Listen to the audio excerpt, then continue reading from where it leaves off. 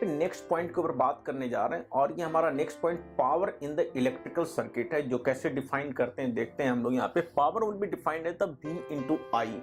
That means जो भी circuit का पावर हमें डिफाइन करना है तो उस सर्किट के क्रॉस कितना वोल्टेज है, पोटेंशियल डिफरेंस वो देखना है और उसके थ्रू कितना करंट पास कर रही है। इन दोनों का जो प्रोडक्ट होगा that will the power of that electrical circuit. जैसे हम लोग एक लेते हैं रेसिस्टेंस, जैसे हमने एक रेसिस्टेंस लिया R और इसके थ्रू करंट I पास कर रही है तो power will be given by V into I. जैसा कि हमें पता है कि voltage across this resistance will be IR, तो that will I square R।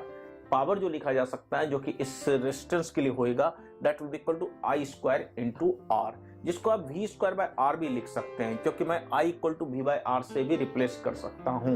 Next अब देखिए यहाँ पे एक रेजिस्टेंस में हम लोग जब इलेक्ट्रिकल एनर्जी सप्लाई कर रहे होते हैं तो वो हीट एनर्जी में कन्वर्ट कर रहा होता है। तो power P is the basically rate of conversion from electrical energy into heat energy, या हम लोग कह सकते हैं कि amount of heat developed per unit time, rate of production of heat. तो that means I square R जो हो जाएगा वो DH बाई dt के इक्वल हो गया। तो DH will be equal to I square R dt। Integrate करेंगे तो amount of heat developed in the resistance from time T1 to T2 will be given by the integration of I square R dt and the integration will take place from T1 to T2।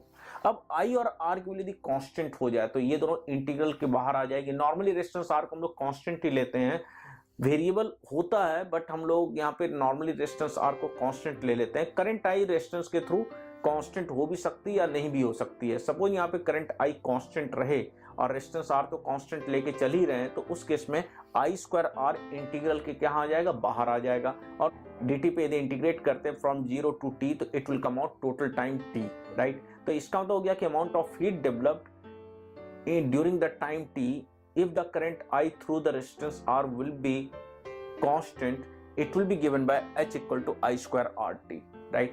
तो this one is the amount of heat developed। लेकिन ये तभी valid है जबकि current I की value time के साथ constant रहे और रेजिस्टेंस R भी उस रेजिस्टर का कांस्टेंट रहे। अदरवाइज हमारा जनरल होता है integration of I square R dt फ्रॉम T1 टू T2। तो ये अमाउंट ऑफ हीट डेवलप्ड होती है इन द रेजिस्टेंस R। अब हम लोग आगे और कुछ पॉइंट के ऊपर बात करते हैं जो कि related to the electrical power है। अब सपोज हम लोग एक EMF E लेते हैं और एक बैटरी लेते हैं, उसकी EMF E है, इंटर रेजिस्टेंस स्मॉल r है और एक हमने लोड रेजिस्टेंस लगा रखा है या इसको हम लोग वेरिएबल रेजिस्टेंस भी कहते हैं या एक एक्सटर्नल रेजिस्टेंस रखते हैं जिसकी वैल्यू वेरिएबल है।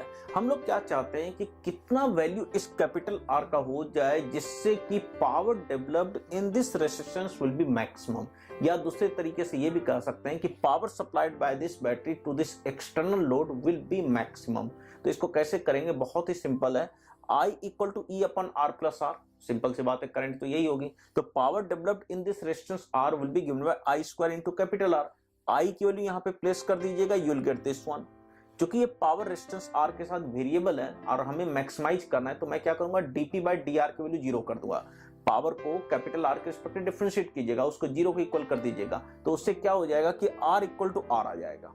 That means when the load resistance will become the internal resistance of the battery, when the load resistance will be equal to internal resistance of the battery, then the power developed in the load resistance will become maximum। इसको हम लोग कहते हैं maximum power transfer theorem, right. और कितना power की maximum value होगी इस केस में, E square divide by 4R।